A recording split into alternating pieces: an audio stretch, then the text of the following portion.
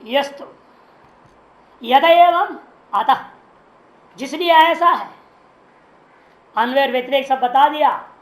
जो अज्ञ है क्या हाल होता है, मिथ्याचार सूचते, और जो ज्ञ है वो क्या करता है, कर्मयोग असक्त स विशिष्य, जो कर्मेंद्रियों के द्वारा ज्ञानेन्द्रियों को संयम करता हुआ कर्मेंद्रियों से जो निष्काम कर्मयोग में आसक्त रहता है वही पूर्व अपेक्षा से श्रेष्ठ है।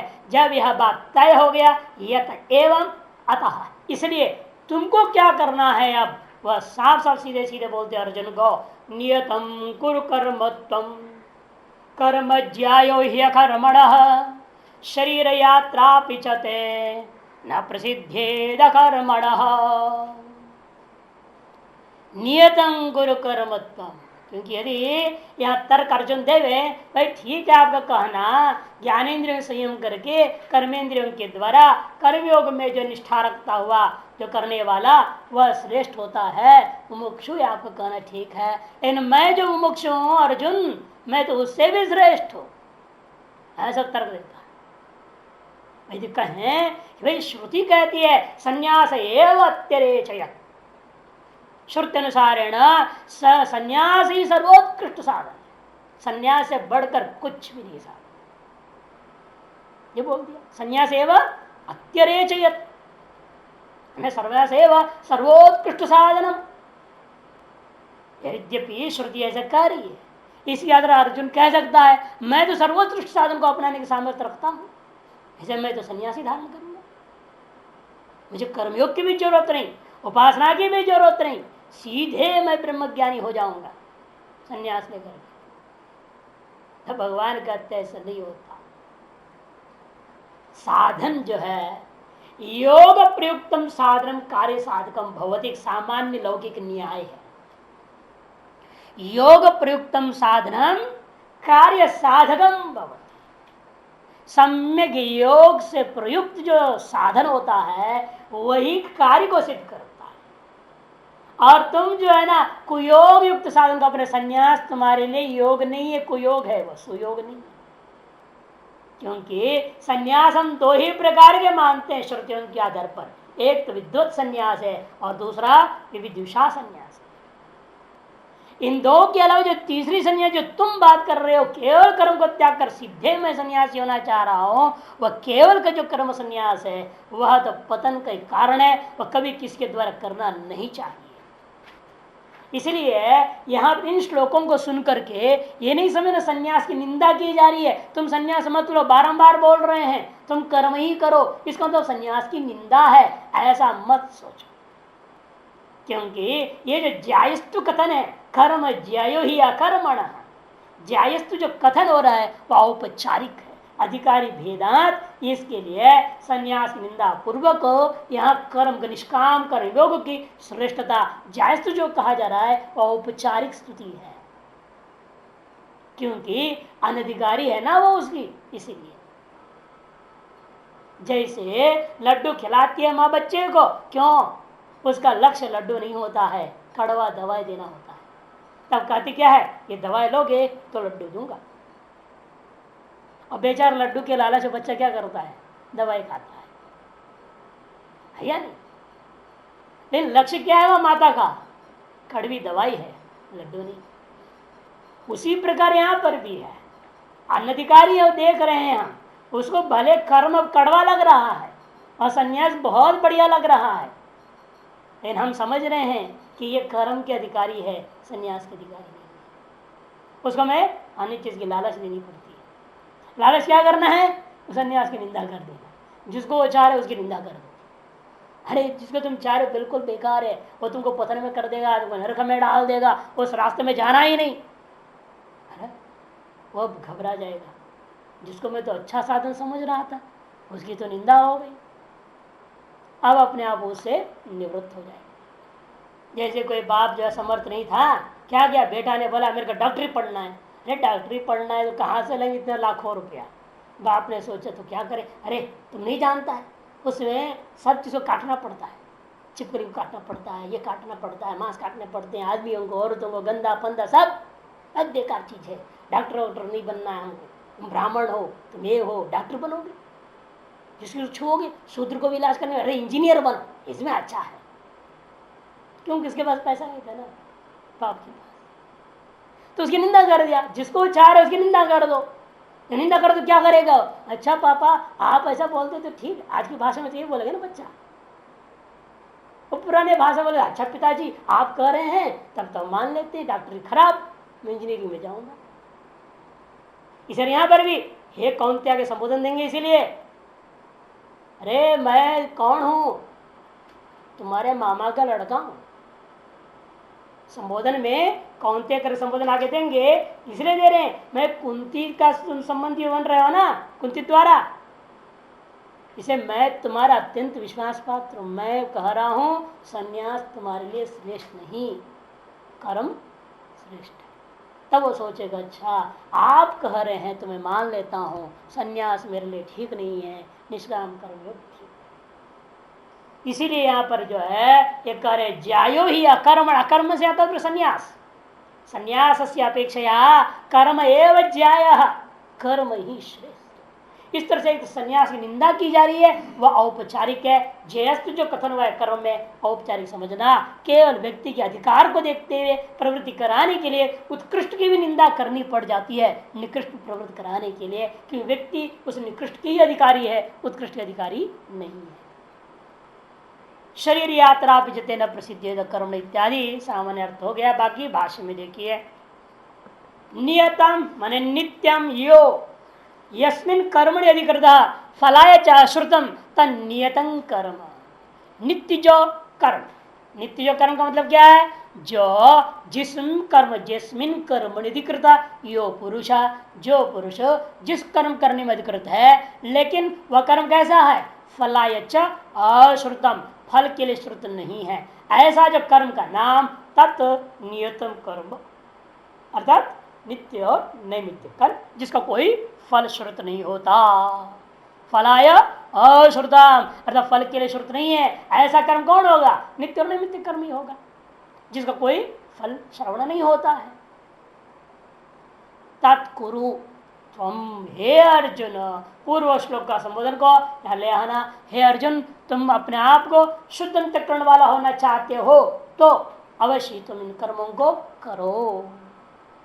यत कर्म ज्याय अधिकतरम फल तो ही यस्मात् अकर्मणो अकरणात् अनारंभात्, क्योंकि कर्म ज्याय अधिकतरम भवति श्रेष्ठम भवति, कर्म श्रेष्ठ। कैसा श्रेष्ठ है?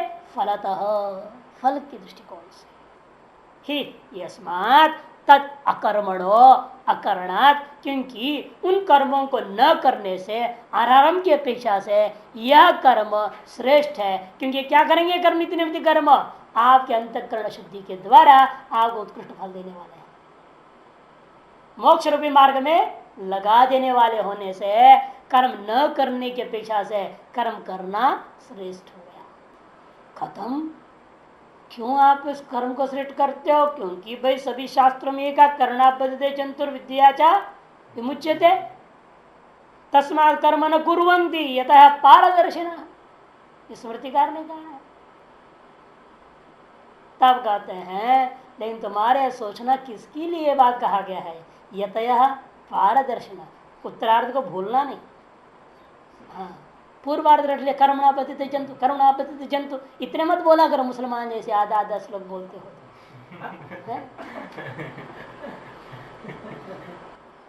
पूरा बोला करो, पूरा बोलने पर असलियत पता चलता है किसके लिए कहा जा रहा है। यत यह पारदर्शी ना, जो यति पारदर्शी है उनके लिए कहा जा रहा है, तुम्हारे लिए नहीं। तुम पारदर्शी यति तो हो नहीं, है ना? अपारदर्शी भी नहीं हो वास्तव में, पारदर्शी उल्टा हो। न इधर के न उधर के बीच में हो। फंस रहे गाड़ी बेचारी जी। खत्म कहते, इसलिए पूछा उसने किस प्रकार से अभी बात कर रहे हो? कहते शरीर यात्रा शरीर स्थिति पिचते तवा न प्रसिद्ध है, क्योंकि तुम्हारी शरीर की स्थिति भी प्रसिद्ध नहीं हो सकती है। न गच्छेद अकर्मणो अकरणात्, कर्म को न करने से फिर तुम्हारे शरीर भी जिंदा नहीं रह सकता है। अरे खाना भी एक कर्म है, सोना भी एक कर्म है, करके नहीं तो शरीर कैसे जिंदा रह जाएगा? खाना पड़ता है, सोना पड़ता है, लोशंगा करना पड़ता है, शौच करना, ये सब कर्म ही तो है। जैसे इन कर्मों को करते हो वैसे वो भी कर्म कर लो। न गच्छेत कर्मणो करना तो दृष्टा कर्मा कर्म और विशेषो लोक है। क्योंकि लोक में भी देखने को मिलता है कर्म करने वाले न करने वालों में कितना फर्क है, क्या विशेषता है, यह इस दुनिया में सुस्पष्ट है। करने वालों को सभी पसंद करते हैं, न करने वाले को आलसी कहकर छोड़, बेकार आदमी, यह आलसी भैया। आजकल तो बाप भी उस बेटे को पसंद नहीं करता जो कुछ करता नहीं है। कौन बाप चाहेगा? आजकल की अनादिकाल से यही चक्र चला है। जो अयोग्य बेटा है इसको क्या करते हैं, बल्कि ये आती ने तो क्या किया, भागवत में कहानी है ना, ये आती ने अपना बेटे को नालायक क्या कर, तुमको देश से बाहर कर दो, देश से ही बाहर फेंक दिया, गेट आउट।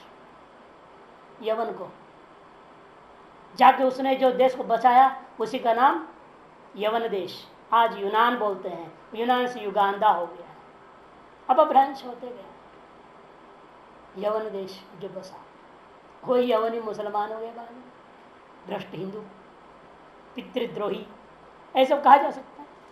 पिता की इच्छा के विरुद्ध चला, इसलिए पिता ने उसको देश से बहिष्कार कर दिया, वो जाके वहां मुसलमान देश बसाए। एकदम शापग्रस्त था ना, पिता के शाप से ग्रस्त है, काल सर्पयोग वाला हो गया एक तरह से वो ज्योतिष के अनुसार पितृशाप वाले को काल सर्पयोगी में जन्म लेते कहा जाता है। तो इसीलिए जो है ये सारी चीजें ध्यान में रखते हुए कह रहे हैं कि करने न करने वाले बहुत अंतर होता है। पिता के कहने का अनुसार कर दिया वह श्रेष्ठ माना गया। आज राम का गुणगान होता है, क्यों? पिता की आज्ञा का पालन किया, सिंहासन को त्याग कर जंगलों में भटक गया, है कि नहीं?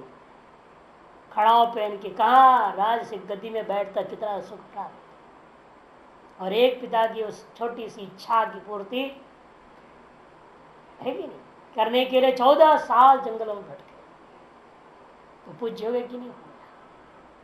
चाहे भगवान हो या न हो, उनके कर्मों से पूज्य हो ही रहा है। अब विष्णु का अवतार मान लिया तो और सोने में सुगंध हो गया, तो और बढ़िया हो जाता है। इसलिए करने वाले को ही श्रेष्ठ माना गया, न करने वाले को कभी नहीं। क्योंकि सामान्य रूपेण लोक में जो भी है वो क्या है, कर्म और उपासना के ही अधिकारी है। इसलिए वेद ने भी देखो ना, यदि सब ज्ञान के अधिकारी होते तो वेद में केवल 4000 मंत्र ज्ञान कांड क्यों होता? 80,000 मंत्र कर्म कांड है, 16,000 उपासना है, मैंने 96,000 मंत्र। वेद ने इतना परिश्रम किया है, 96,000 मंत्र कर्म और उपासना समझाया कि उसके अधिकारी ज्यादा है तभी तो। और फलाकांक्षा विविधता है, इसे अनेक फलों के लिए अलग अलग यागों को, कर्म कांडों को, उपासनाओं को बताया।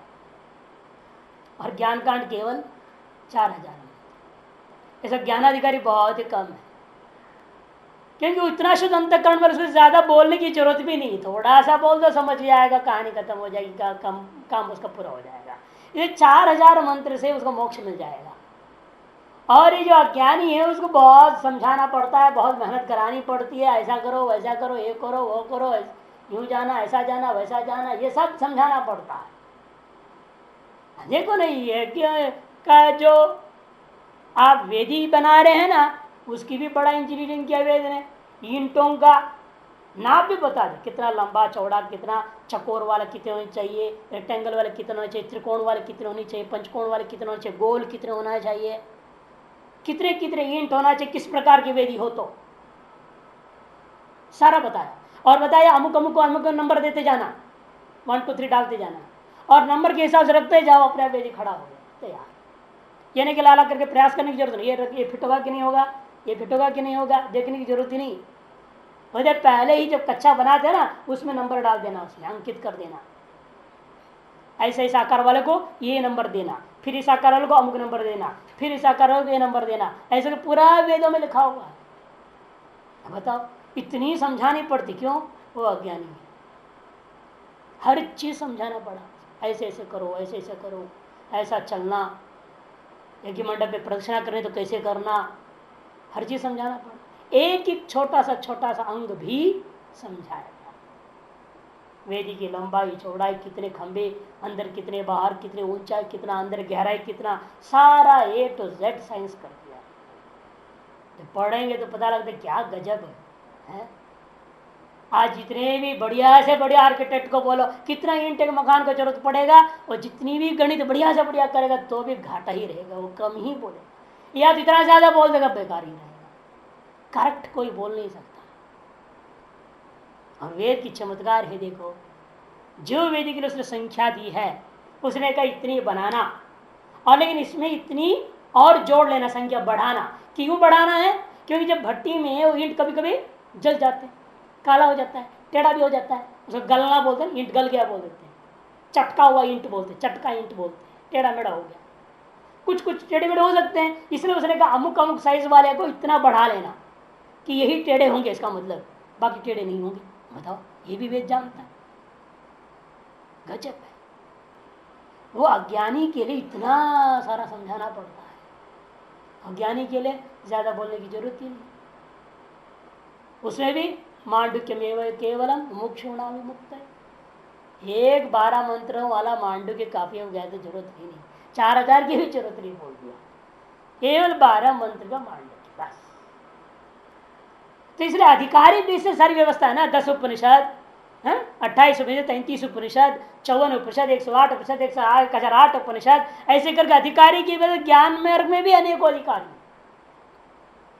सर्वोत्कृष्ट मोक्ष के लिए एकमेव कलम मांडुक्यम कह दिया, और दूसरे कोटि वाले के लिए 10 उपनिषद कर दिया, जैसे आप लोग पढ़ रहे हो 10, इसीलिए वो भी हम मजबूरी में पढ़ते हैं, क्योंकि शंकर भाष्य 10 उपनिषद पर है।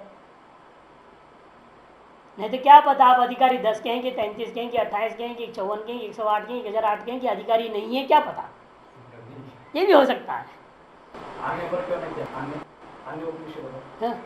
आवश्यकता महसूस नहीं हुई, इसी के आधार पर बाकी सब अपने आप लगा सकता है आदमी, क्योंकि ये 10 उपनिषद में ऐसे ऐसे सारे मंत्र आ चुके हैं जिसकी एक तरह से अनेकों प्रकार से पुनरावृत्ति अन्य उपनिषदों में शाखा भेद ना कहा जा रहा है। इसे इसी को अन्य प्रकार से कहा हुआ, कोई इनको जो समझ जाए वो सारी चीजों को समझ के बोल सकता है। और मध्यम अधिकारी के लिए आपने बता दिया तो हो गया, अधम अधिकारी की कहां तक चिंता करेंगे, किसी किसी अधिकारी की चिंता करते जाए। चिंतित तक अधिकारी है, ब्रह्मा जी से लेकर के सब अधिकारी है ना, अब किसकी किसकी भला सोचते फिर। इसलिए भगवान भाष्यकार ने सोचा जो परंपरा अनुसार चल रहा है, मंद मध्यमाधिकारियों के अनुसार से 10 उपनिषद भाष्य लिख दिया जाएगा, उसी में उत्तम अधिकार के 1 नंबर वाला ब्याही जाएगा, मांडू की ब्याही जाता है। इसीलिए उत्तम मध्यम और अधम अधिकारी जो मंदाधिकारी उसके लिए हो गया, उससे निकृष्ट वाले को छोड़ दो, तीर्थ यात्रा अधम अधम छोड़ दो, करते रहने दो, ऑल इंडिया फ्री घूमते रहने दो, और इनको तो वेदांत से कोई लेन देन नहीं। इसलिए कहते हैं यहाँ करणाद अनारंभा कल शरीर न प्रसिद्ध नगच्चे करुणा करणाद तो दृष्ट कर्म कर्मण और विशेषो लोके, इस लोक में बात स्पष्ट लिखा हुआ है, कर्म करने न करने वालों में कितना फर्क है। यच्च मन्य से बंधार्थ कर्म न कर्तव्य में थी तदपि असत, यदि मानते हो जो तुम बंधन का ही कारक होता है कर्म, इसलिए करना ही नहीं चाहिए, वह तुम्हारी कल्पना बिल्कुल गलत है। क्योंकि कौन सा कर्म बंधन में डालता है, कौन सा कर्म नहीं डालता है, ये भी तो सोचना चाहिए। क्या सकल कर्म बंधन में डालने वाले होते हैं? फिर तो कहेंगे तुम्हारा खाते हो हगते हो ये भी बंधन में डाल देगा क्या? नहीं करते हैं। भोजन खाओ, सन्यासी भी हो जाओगे मान लो, भिक्षा नहीं करोगे क्या? वो कर्म क्यों बंधन में डालेगा तुमको? भिक्षा तो करोगे, जंगल जाओगे टट्टी करने, वो भी तो कर्म है। लवशंका करोगे कि नहीं करोगे, ये भी कर्म है। ये भी सब कर्म तुमको बंधन में डालेंगे क्या? नहीं। उसी प्रकार से समझना, वेदों में कथित कर्म भी कौन सा कर्म बंधन में डालता है, कौन सा नहीं करता है, ये विवेचन करना चाहिए। केवल रटना नहीं, कर्मणा बद्धते जंतो, वे रटना नहीं, इतना सा कौन से कर्मणा वो विश्लेषण करके समझो। विहित अकर्ण पूर्वक निषिद्ध कर्ण जो कर्म होते हैं ना, वे ही बंधन के कारण होते हैं। विहित कर्म का न करना और निषिद्ध कर्मों का करना या स्वाभाविक कर्मों का करना, रागत प्रवृत्त होता हुआ स्वाभाविक जो कर्म होते हैं उतने मात्र प्रतिष्ठित रहने वाला का कर्म बंधन का कारण होता है। और जो विहित कर्मों को निष्काम भावना से कर देगा तो कोई बंधन का कारण नहीं होता। विहित कर्म में भी सकाम करोगे तो बंधन का कारण से, बंधन के कारण कौन से हो गए? सकाम विहित कर्म, अथवा विहित का न करते हुए निषिद्ध कर्म, अथवा जो स्वाभाविक कर्म कर रहा है, खाओ पियो मौज करने वाला, जो भौतिकवादी, जो पशुवत जी रहा है, जो आहार निद्रा भय मैत्री जो समान है, जो वो लोग जो होते हैं उनके जो कर्म है वो और बंधन में डालने वाला होता है। चाहे स्वमृस्व मार्ग में डालने वाला है या दक्षिण मार्ग के द्वारा आ भुवनालों का पुनरावर्तन जना क्या है स्वर्गीय लोके मर्त्यलोक का मिशन, क्षीणे पुण्य मर्त्यलोक मिशन। ये जो मार्गों का वर्णन किया जा रहा है इन्हीं 3 प्रकार के लोगों के रहे, जो सकाम विहित कर्म करते नंबर 1, नंबर 2 जो विहित कर्म न करता हुआ निषिद्ध कर्म करते हैं, और तीसरे में वे जो पशुवत स्वाभाविक भौतिक कर्म मात्र में लगे रहते हैं। इन्हीं लोगों का दशा है। और जो व्यक्ति विहित कर्मों को निष्काम भाव से करता है वह कर्म बंधन का कारण नहीं होता। ईश्वरार्पण बुद्धिया से करता है कर्म को, अथवा अंतगुण शुद्ध्यर्थ करता है, ये ईश्वर प्रीत्यर्थ करता है। 3 तरीका है, दो ही तरीका होता है। ईश्वरार्पण बुद्धिया ईश्वर प्रीत्यर्थम, अथवा ईश्वरार्पण बुद्धिया अंतगुण शुद्ध्यर्थम, 2 ही रास्ते। ऐसे जो व्यक्ति विहित कर्मों को करता है वो भी विहित करना है, लेकिन अविहित को नहीं करने का, अनधिकृत नहीं, परधर्म को अनुष्ठान नहीं करना है, दूसरे के लिए विहित कर्मों को नहीं करना। ब्राह्मण के लिए विहित कर्म क्षत्रिय करे, क्षत्रिय के लिए विहित ब्राह्मण करेगा नहीं, भले विहित कर्म कर रहा है, निष्काम कर रहा है, तो भी वो हानिकारक ही होगा, पतन का एक कारण होगा। स्वाधिकार को समझता हुआ, स्व अधिकार, भाष्यकार कहेंगे स्व अधिकार को समझता हुआ, अपना अधिकार को समझना पड़ेगा कि मैं किस वर्ण का हूं, किस आश्रम में रह रहा हूं। नहीं कैलाश आश्रम में रह रहा हूं ऐसा नहीं सोचने का। किस आश्रम का तात्पर्य? ब्रह्मचर्य आश्रम, वानप्रस्थ आश्रम, गृहस्थ आश्रम, संन्यास आश्रम। कौन से आश्रम में रह रहे हो और कौन से वर्ण, अर्थात काला नीला पीला नहीं, इन ब्राह्मण क्षेत्र में शूद्र, इन वर्णों में से कौन से वर्ण में पैदा हुए हो, उसके आधार पर मेरे लिए क्या विहित कर्म है यह दृढ़ निश्चय करके उन विहित कर्मों को निष्काम भाव से जब करेगा तो वह कर्म बंधनाय न भवती, ये समझना है। इसे कहते हैं यज्ञार्थात् कर्मणो अन्यत्र लोकोऽयं कर्म बंधनः तदर्थं कर्म कौन्तेय मुक्त संगः समाचर। मुक्त संग, फलासंग, फलासंग को त्याग करके कर्म तदर्थम मने यज्ञार्थम, यज्ञार्थम मने यज्ञो वै विष्णु ईश्वरार्थम इत्यर्थः, तदर्थम मने ईश्वरार्थम कर्म कुरु समाचर, कर्म का अनुष्ठान करो। हे कौन्तेय, मैं इस समय तुम्हारा गुरु हूं, तुम्हारा मामा का लड़का भी हूं, इसलिए कौन्तेय संबोधन करके कर हर तरह से मेरे वचनों में तुम्हारे अंदर श्रद्धा होनी चाहिए। इन वचनों के प्रति श्रद्धा करो। जैसे वहां पिता जब पुत्र को उपदेश देता है तो कई बार पुत्र पिता के उपदेशों को अवहेलना कर देता है। इसलिए श्वेत केतु को भी पुत्र पिता उद्धार क्या कहते हैं? श्रद्धस्व, श्रद्धा करो जो मैं कह रहा हूं। कई बार सदुपदेश देता है पति पत्नी को, पत्नी उसकी अवहेलना करती है। इसलिए याज्ञवल्क्य की अपना पत्नी मैत्री को कहते निधिध्यासस्व, ध्यान से सुनो जो मैं कह रहा हूं, तुम्हारे प्रश्न का जवाब मैं दे रहा हूं, ब्रह्म ज्ञान, ध्यान से सुनना। ये श्रौत परंपरा है। हमेशा निकट संबंध में अधिकतर क्या होता है, कहे बातों को उपहास में या उपेक्षा पूर्वक आदमी अवहेलना कर देता है। तब क्या करना पड़ता है? ध्यानाकर्षण करने के लिए ऐसे संबोधन दिया जाता है ताकि वो कहना विश्वास पैदा कर, भाई तुम्हारे निकटतम होने से मेरे हर वचनों पर तुम्हें श्रद्धा करना चाहिए।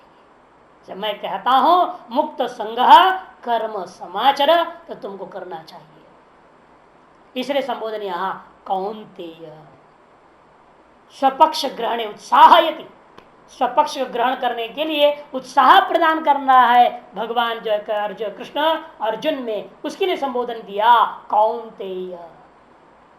तदर्थम मन ईश्वरार्थम कर्म फलासंग परित्याग पूर्वकम समाचर। क्योंकि यज्ञार्थात कर्मणो, जो तुम्हारा बार बार कहना है कर्म बंधन का कारण है, कर्म बंधन का कारण है, ये सुनो कौन सा कर्म? यज्ञार्थात कर्मणो अन्यत्र। यज्ञार्थात माने ईश्वरार्थात, ईश्वरार्थात को ही उत्तरार्थ में तदर्थम माने ईश्वरार्थम कर दिया। यज्ञो वै विष्णु हो, श्रुति कहती है। इसे यज्ञ है यहाँ पर याग कर्मकांड पूजा पाठ नहीं लेना, यज्ञ से मतलब यहाँ ईश्वर, ईश्वरार्थात कृत कर्मण अपेक्षया अन्यत्र, अर्थात सकामना पूर्वकम व अन्युद्देशेन व कृतं कर्म एव अयम लोको कर्म बंधन, वह कर्म ही बंधन कारण होता है जिसके लिए ऐसा यह आदमी हो जाता है। अयम लोकः मन अयम मनुष्य, लोकः या मनुष्य, और कर्म बंधन में बहुरी समास, कर्म बंधनम यस्य, कर्म एव तादृशं कर्म एव बंधनम बंधन कारणम यस्य सो अयम पुरुषः लोकः इति कर्म बंधन लोकः।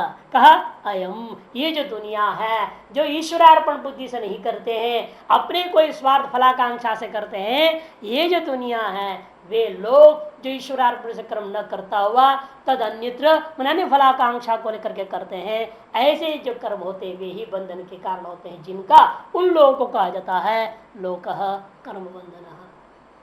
अतएव तुमको क्या करना चाहिए है कौन्तेय? मुक्त संग फलासक्ति को त्याग करके तदर्थम मन ईश्वरार्थम कर्म समाचर, ईश्वर के कर्म का समाचरण करना चाहिए। भाष्य यज्ञो वै विष्णु हो, श्रुति दे दी, श्रुते है, ये श्रुति के आधार प्रमाण है कि यज्ञ शब्द से क्या लेना है? विष्णु ही लेना। विष्णु का तात्पर्य ईश्वर। यह नहीं बोलना कि भगवान भाष्यकार विष्णु कहते तो शिव को नहीं मानूंगा, राम को नहीं मानने वाला कहेगा तो गड़बड़ हो गया, कृष्ण को मानने वाला गड़बड़ कहेगा। विष्णु ने व्यापनाद विष्णु ब्रह्म इत्यर्थ परमात्मा, विष्णु व्याप्त, व्यापनाद विष्णु सर्वव्यापक तत्व जो है उसका नाम विष्णु होता है, वह परमात्मा है, वह ब्रह्म है। ब्रह्मार्पणम ब्रह्म हवि, ब्रह्माग्रहो ब्रह्मणाहुतम ब्रह्मैव तेन गंतव्यम ब्रह्म कर्म, ब्रह्मार्पण बुद्धि से कम। ईश्वर यज्ञ मने ईश्वर, भले श्रुति विष्णु शब्द आ गया तो ये कट्टरपंथियों के आधार पर विष्णु कहने से वैष्णव खुश हो जाएंगे और फिर सब बिगड़ जाए, इसलिए भगवान भाष्यकार सतर्क होकर के यज्ञ कर दिया। विष्णु कहने से ईश्वर झंझट खत्म, न तेरा न मेरा, न तेरा शिव न मेरा विष्णु, न किसी का राम न किसी का कृष्ण, ईश्वर सामान्य नाम है। अब इसमें लड़ाई नहीं है ना, है कोई ईश्वर पंथी अलग तो है नहीं राम पंथी है, कृष्ण पंथी है, सब पंथी लोग हैं, लेकिन ईश्वर पंथी करके कोई नहीं, इसलिए ईश्वर शब्द प्रयोग करने से विवाद खत्म हो जाता है। नहीं तो कट्टर लोगों से बड़ा भिड़ना बड़ा मुश्किल होता है। और कट्टर ऐसे होते ना, आपको तो बड़ा जितना भी आप सच बोलो, बस उतनी तर्क दो, शास्त्र प्रमाण दो, नहीं मानेंगे। तुमने हमारे विरुद्ध कहा ना, बस ये कट्टरवादी जो होते हैं बहुत ही खतरनाक कट्टरपंथी लोग, ये हर संप्रदाय को ऐसे गधों को पैदा भगवान कर देते कट्टरपंथी, जिनकी बुद्धि कुछ नहीं होती है वो कट्टरपंथी है। जिसकी विवेक बुद्धि हो तो कट्टरपंथी क्यों होएगा? जिसके पास विवेक नहीं है वो बिल्कुल रूढ़ हो जाता है, हमारे मत है हम इसी को मानेंगे, जो ऐसा ही चलना होगा तो ऐसे ही चलना होगा, हमारे बाप दादा ने ऐसे चला है हम ऐसे ही चलेंगे, हम नहीं सुधरेंगे, बिल्कुल ऐसे ही चलना है, कोलू का बैल जैसे है। अरे सभी के यहाँ ऐसे ही है, आपके महाराज हमारे महाराज क्या है, एक निष्ठा हो किसमें एक हम है, ये भी तो सोचना पड़ेगा। वो एक कौन? जिसमें निष्ठा कर रहे हो, गधे में निष्ठा कर लो, वो भी एक है ना एक भी तो निष्ठा करनी, गधे में कर लो, क्या फर्क पड़ना। तो अच्छा है, कम से कम आदमी जैसे परेशान तो नहीं करेगा। ये आदमी जो गुरु होते बड़ा परेशान करते हैं, गधा तो कोई परेशान नहीं करेगा। घास खिलाया जाओ, उसको गुरु मान के पूजा करते रहो, तुम्हारा कल्याण हो जाएगा। निष्ठा तो करनी चाहिए। गुरु तत्व सर्वत्र व्यापक, गुरु तत्व आत्मा ही है। गुरु ब्रह्मा गुरु विष्णु गुरुदेव महेश्वर गुरु साक्षात परम ब्रह्म। वो ब्रह्म के गधे में नहीं है, आदमी है क्या? फिर आदमी को क्यों गुरु मानना? और आपने देखा ही है 24 गुरु बनाए दत्तात्रेय भगवान, पहाड़ को भी बनाया, नदी को बना लिया, उनसे भी तो ज्ञान लिया। और एक कल तो मिट्टी का मूर्ति बना लिया, उसे सर्व ज्ञान प्राप्त कर लिया आपने, वांछित विद्या। इसे निर्भर होता निष्ठा रखते किस पर कर, क्या वो वास्तव वैदिक सनातन के अनुसार वो भी कट्टरपंथी में से एक है। अंधे ने नियम माने यथा अंधा, श्रुति कहती है ना, एक अंधे का पीछे चल रहा उसके पीछे और अंधे चल गए, वो गड्ढा में गिरे, सब गड्ढे में गिरेंगे और कहाँ जाएंगे? वो खुद ही कट्टर है, खुद ही विवेकहीन हो और गुरु बन बैठा है और उसके पीछे आप लगोगे तो क्या फायदा होगा? धंद्रम्य माना पर्यंती मूढ़ा, कठोपनिषद में अनेक प्रकार शब्द इसलिए कहेंगे। गुरु बनाने से पहले इसलिए क्या कहा? पानी पियो छान के, गुरु बनाओ जान के। इन्हें किसी को बना लिया और फिर बेवकूफ बनते रहो, वो नचाते रहेगा तुमको। उसे जो व्यक्ति संप्रदायवादिता में कट्टर है उनको तो कभी गुरु बनाना ही नहीं चाहिए।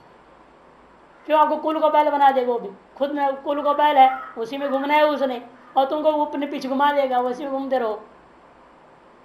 तो कट्टरपंथी गुरुओं के पीछे कभी नहीं जाना चाहिए, उदारवादी गुरु के पास होना चाहिए जो कहे ठीक है तुम राम को पूजा ना, कर ले, ठीक है, नहीं मैं उठल कर दो, तेरे उठल को ही करना पड़ेगा। नहीं नहीं, तुम कृष्ण को चाहते जो करे, काली को चाहते काली को कर लो, सब एक, नाम अनेक है, ईश्वर एक। ऐसे दृढ़ भाव रख करके आपको अपनी साधना में जिसमें तुम हो उस और आगे बढ़ने के सहयोग देने वाला गुरु होना चाहिए। होने के मैं जिसमें जो तुमको उसी में चलते रहो, मैं तो कुल का बैल हूँ तुम भी बैल बन जा, तो एक बात बनी, गलत बात है। बल्कि ये कहो मैं बोले कुल का बैल बोले तू तो हेलीकॉप्टर बन के उड़ जा, ऐसा गुरु होना चाहिए ना।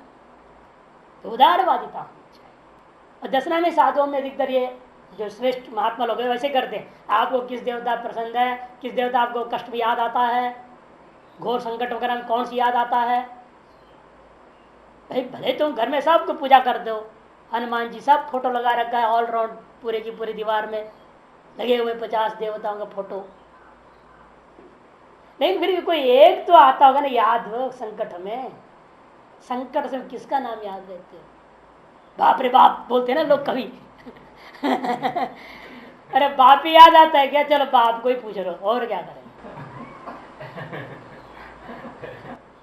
अरे महादेव महादेव महादेव महादेव याद आता किसी की, शिव शिव शिव बोलते कोई, जिसको जो याद आवे। संकट में, घोर संकट काल में कौन देवता तुम्हें स्मरण आता है जिससे तुमको कुछ कथा सहानुभूति मिलती है, शांति मिलता है, इसको स्मरण करने से बल मिलता है, स्मरण करने से वो देवता तुम्हारे इष्ट देवता है, उसकी मंत्र देते हैं ताकि उससे और तुम नजदीक होगे और आगे बढ़ सको। वो असली पद्धति है। यानी अमुक संप्रदाय को मेरे मंत्र तेरे को वही करना पड़ेगा। अरे मैं जाऊं वही, तुम कहाँ से बराबर कैसे हो जाएंगे? मंत्र दीक्षा भी देना नहीं आता, और सब गुरु बन गए और 25 लाख को दीक्षा दे दिया, रिकॉर्ड मेंटेन कर रहे हैं, हमारे इतने बकरे बन गए, कहने का मतलब और उसमें तो आपके यहाँ तो पूरा हालत है। वारकरी संप्रदाय में तो पूछो ही मत, कंपटीशन लगा रहता है वहाँ, उसने इतने को कर दिया तो मैंने इतने को करना है, और आगे बढ़ना है। और सबको कंडीशन डाला जाता है, जब बुलाऊंगा तो आना पड़ेगा, शक्ति प्रदर्शन करेंगे ना रैली डीडी मार्च में, हमारी इतनी होनी चाहिए हमारे पीछे। बड़ा विचित्र स्थिति है, कलयुग है ना, ऐसे लोग ज़्यादा होते हैं। इसे कलयुग में सदगुरु मिलना ही कठिन। फिर हम कहते कोई बात है, जैसा मिले वैसे को पकड़ो, कुछ धक्के खाओगे, कुछ अंतर्गुण शुद्धि होगी तो और आगे बढ़ोगे, इस वजह से करोगे ही नहीं तो भी हानि है। इसे कर लेना पड़ता है जैसे तैसे, तो धीरे धीरे आगे आदमी अपने आप बढ़ते जाएगा, जैसे अंतर्गुण शुद्धि होगी तो आगे बढ़ेगा। इसे ईश्वर यज्ञ मने ईश्वर, तदर्थम यत् क्रियते तत् यज्ञार्थम इति, उसके लिए जो किया जाता है उस कर्म का नाम यज्ञार्थम कर्म, ईश्वरार्पित कर्म। तस्मात् कर्मणो, उस कर्म की अपेक्षा से अन्यत्र माने अन्येन कर्मणा, यहाँ सार्वव्यक्तिक त्रय है, जैसे तहसील वगैरह सर्वव्यक्ति में होता है, सर्वर्थ में होता है, एक सप्तम स्थल भी है, पंचम तहसील भी है, और सर्व व्यक्तियों में भी हो सकती है, किसी भी व्यक्ति में भी आप तहसील और त्रल भी कर सकते हैं। इसलिए यहाँ सप्तमी त्रल है ना, अन्यत्र, उसको भाषा क्या कर रहे हैं, तृतीयांत में ले रहे हैं। अन्यत्र मने अन्येन कर्मणा, अन्य कर्म के द्वारा, मने जो ईश्वर अर्पित कर्म नहीं है, अन्य अर्पित कर्म। अन्य अर्पित मैंने क्या, स्वर्ग आदि फलाकांक्षा से युक्त कर्म, फल प्राप्ति के लिए अर्पित किया हुआ कर्म, तो फलाकांक्षित कर्मों को कहा जाता है अन्येन कर्मणा लोकोयम अधिकृता। देखो भाषा क्या बोल रहे, इसलिए लोकोयम अधिकृता, ये जानना पड़ता है हम किस में अधिकृत है। कौन अधिकृत है, कर्मकृत, कर्मों को करने वाला, वही कर्म बंधन, उस आदमी का नाम कर्म बंधन हो जाता है। क्यों हो जाता है उस आदमी का नाम कर्म बंधन, क्योंकि कर्म बंधनम यस्य स्वयं कर्म बंधन, कर्म है बंधन का कारण, जिसके प्रति उस व्यक्ति को कहा जाता है कर्म बंधन। लोक लोक्यते संसार फलम एव असौ इति लोक, जो संसार रूपी फल को ही प्राप्त करने के लिए देखता है उसका नाम लोक। लोक्यते असौ संसार आदि का फलमेव, संसारांतर्भूत फलमेव यह स असौ लोक, न तो यज्ञार्था। लेकिन जो व्यक्ति यज्ञार्थ करता है ना, वह कर्मबंधन लोक नहीं होता। अतः तदर्थम यज्ञार्थम कर्म हे कौन्तेय, इस तदर्थम ने यज्ञार्थम, उस यज्ञार्थ मैंने ईश्वरार्थ, ईश्वरार्पण बुद्धि से कर्म हे कौन्तेय मुक्त संग, कर्म फल संग वर्जित, कर्म फल आसक्ति से रहित होकर के सन्न होकर समाचर निर्वर्तय अनुष्ठय इत्यर्थः, ऐसे तुम्हें कर्मानुष्ठान करना चाहिए।